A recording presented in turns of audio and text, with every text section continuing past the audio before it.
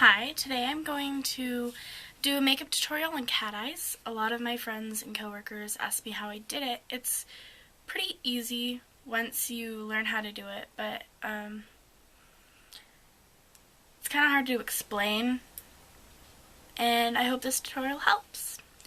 To start out, you have to always do your foundation, which my concealer is Always Smart shade Light 10, and my foundation is Maybelline Dream Mousse, which is Light 3. I don't know how much that's helping. My powder is Maybelline Loose Medium 2.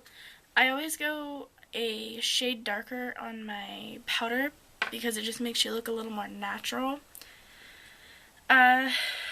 Eyeliner, there it is Wet n Wild Color Icon Black 651. And I like the Maybelline because it's easier to sharpen than a lot of the other eyeliners. My Hard Candy eyeshadow primer is a godsend. When using powdered eyeshadow, I would really recommend a primer. Or you can always put some of your foundation, but a very little bit of your foundation on, just to make it sticky for your powder. My eyeshadow is from Rue 21. I don't know if a lot of states have it, but it's pretty much just sparkly. It's Simply Sweet eyeshadow. I also got my highlight pen from there, and it's Bright Eyes, and it's amazing too. You can get a lot of different colors in it. I get white primarily. My mascara is Maybelline Falsies The Flared. I buy this every time. I really like it.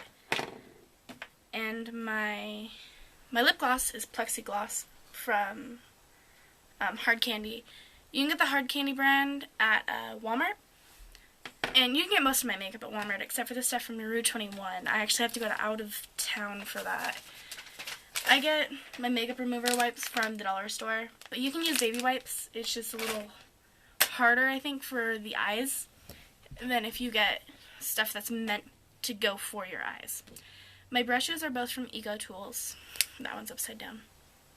Are both from Eco Tools. I think they're very durable and very soft is why I get them.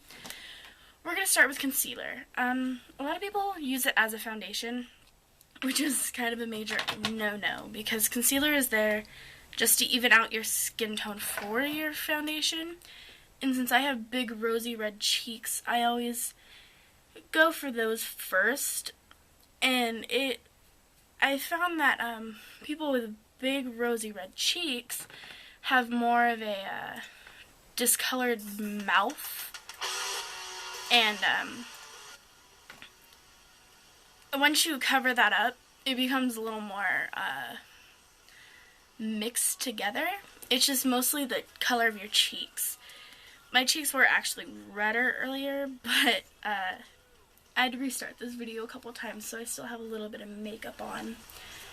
Under my eyes I have veins, and every morning I free spoons and I put them on for 30 seconds, and it helps reduce black eyes, bags. It's just actually a really good thing to do because I have really dark veins under my eyes, and it helps cover that up a lot. Zits and ingrown hairs, the redness from those, always use concealer first, I think, because then it just doesn't show through on your foundation. If you're going to use it on your chin, make sure that you blend it in, even if it's just your concealer, because it will show on your foundation, even if you think it won't. Once you're done with that, we can move on to the foundation, which will go all over your face. To make sure that it doesn't clump up, just make sure that you blend it a lot in the edges and the folds of your face, or you're going to get you're going to get some clumping. That's going to look very odd.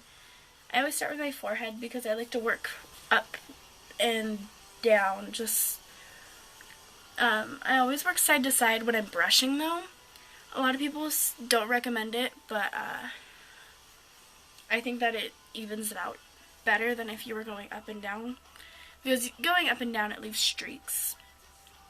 And just get in all the creases. If you have a nose ring, I would avoid it. I would avoid the nose ring with any kind of makeup. Because it's really easy to get infection in them. And believe me, it's not fun to deal with the infection. In fact, if you have any piercing, I would avoid makeup anywhere around it. If you have to, you can smudge it with your finger. Just make sure that it's not on your piercing. Unless you like infections, and then go ahead and go for it. But make sure you blend. Blend, blend, blend. Blend, blend.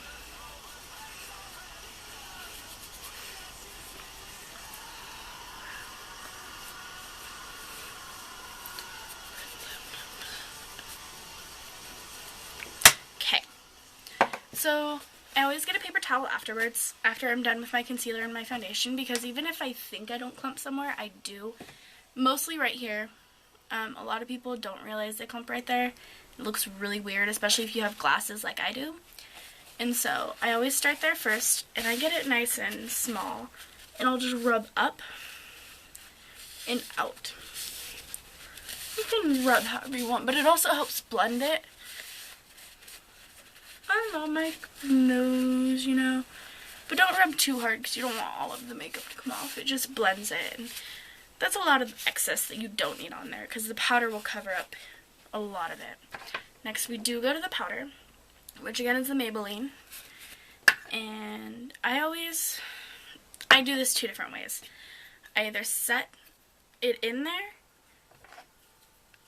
and go like this, and just kind of shake it. Start on my cheeks and work, always in circles. Or I'll shake the powder into that and just kind of dab, kind of rub it, and in circles, of course, just over and over again. I don't think people always get on your neck. Make sure you get everywhere. I don't think that it really matters if you get on your nose ring with powder, because you're not going to avoid it anyways. So next we move on to eyeliner. I always laugh at people that are like, why do you open your mouth when you use eyeliner? Because it tightens your cheeks and it helps bring your eyes down. A lot of people put eyeliner under their eyes, which I think kind of looks tacky in some ways.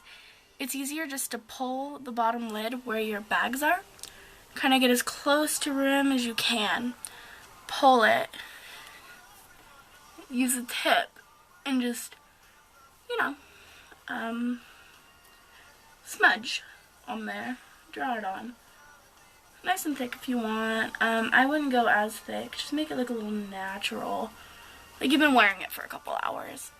I always have some weird spots I have to go back through on. And then rub your finger under, just to make sure that you didn't get any on. And it just gives you this nice little thin black line that that doesn't make it look like you're overdoing it, but I mean, it still highlights your eye. Do it with the other eye.